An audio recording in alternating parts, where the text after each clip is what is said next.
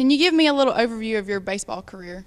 Well, I started playing, obviously, when I was little, but in high school, and then I went to the Braves. We played through other minors, Rome, Myrtle Beach, Jackson, Mississippi, and I don't want to forget Danville, Virginia. And then, went to the Mets and the Rangers, played in the World Series, and now I'm with Kansas City. Okay. Well, when did you start playing baseball? When I was 3, actually. So my dad kind of knew the commissioner of the Little League, got me started early. So, I've always loved it ever since I played it. What's the best advice you've ever gotten from anybody? Probably from my dad. Just, if you're going to do something, do it with all your heart and play as hard as you can. And then, of course, one of my favorite guys is Jim Valvano, who gives a speech, never give up. So I always like that too. Did you face any obstacles on the way to becoming a big leaguer? Yeah, I got smoked in the face at 97. That'll kind of knock you down a little bit, but obviously that, and baseball's such a different sport than other ones. Think about it. You fail 70% of the time, and you're a Hall of Famer hitting 300. So, I think it's just learning how to deal with failure and come back stronger. What's your best dugout memory of your career? Wow, there's a lot of good ones. I probably have to say it was this year in spring training, actually. There was a fan that had a little too much to drink, and he was kind of hanging over, and we told him just to come on down in our dugout, which is obviously illegal, and he just jumped down in our dugout and sat down and tried to hang out, and of course we got him arrested. So probably not the greatest thing to do, but it was pretty funny. What was your motivation to make it to the big leagues?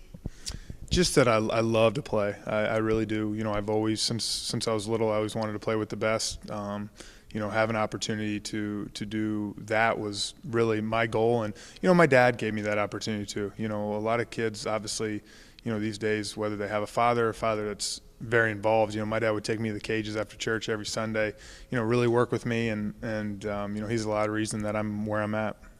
How many hours did you dedicate to training, hitting lessons, batting lessons, fielding lessons? Yeah, I know what you're saying. I think it just depends. Obviously, now, for instance, 3 days a week I hit from 9 to 10.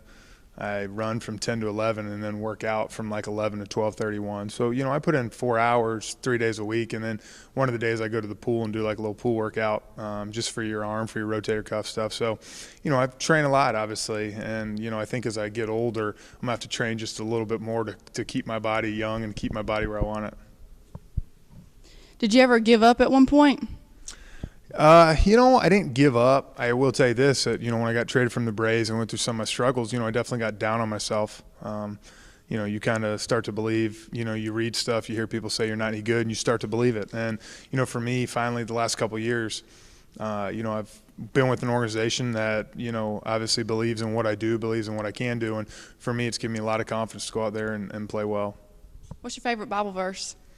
Joshua 1:9, as I said, when I got hit in the face, it says, "Have I not commanded you, be strong and courageous, do not be discouraged or afraid, for I am the Lord your God and will be with you wherever you go." And, for me, that's always kind of like my life verse now, just, knowing that through the good times and bad, it's by his grace that I'm playing. And I saw that you were giving a little bit back to the community in Joplin. You want to tell us a little bit more about that? Well, after it happened, my wife grabbed about 6 or 7 of the Kansas City wives, and they drove over there about a week after and took tons of we got a bunch of people at the field to donate different stuff, and then gave tons of gifts to Target, gift cards to Walmart and stuff, and just try to help. So they went over there actually and saw it. My wife said she can't even imagine what it was like over there. So, we're going actually in June. I'm putting on a camp over there for the high school to raise money for the football and baseball fields. And just really the athletic program over there. So we're going to go over there, do a camp, and then, have a cookout for a bunch of the high school people on an off day, which I'm looking forward to because, for me, a lot of people don't know, but I played in Joplin my junior and senior year for the USA trials. So I had a host family that I stayed with, and luckily, their house didn't have any damage, but, they know a lot of friends that had damage and obviously had been killed. How did you overcome being traded? You know what? It's a tough deal because I didn't think I'd ever want to leave Atlanta.